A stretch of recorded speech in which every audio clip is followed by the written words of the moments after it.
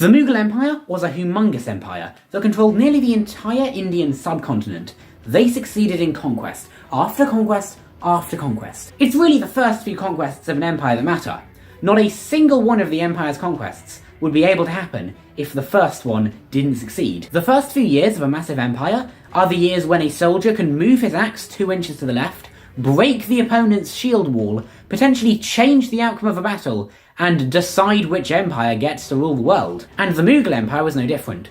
One of the Mughals' first ever conquests was when they invaded Delhi in 1526. But near the town of Panipat, they were confronted by a Delhi force several times their size. If this battle had had a different outcome, the Mughal Empire likely would have only been one singular page in the history books, and a broken dream. The Mughals, led by Babur, had the smaller army. One source states they had 12,000 men, plus perhaps a few more recruits.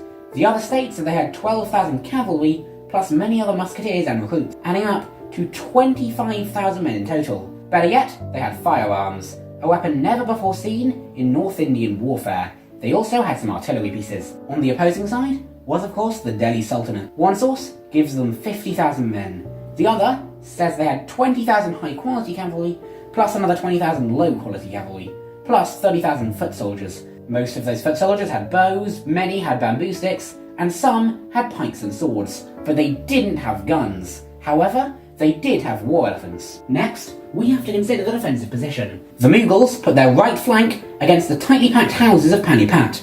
That way it would be difficult to outflank them on the right. The left flank had trenches dug next to it, trenches that the enemy cavalry wouldn't be able to cross. The centre had a line of 700 wagons guarding it, each wagon tied together with rope. However, every 2 wagons a gap was left in the line. In those gaps were built nipple-high fortifications from which musketeers could shoot from. There were also gaps in the line for horse archers to charge out of, and 2 cavalry forces on the sides to outflank the enemy. This, ladies and gentlemen, was the defensive position that the Delhi Sultanate had the task of assaulting. Their plan was to attack the right flank to secure the city of Panipat itself.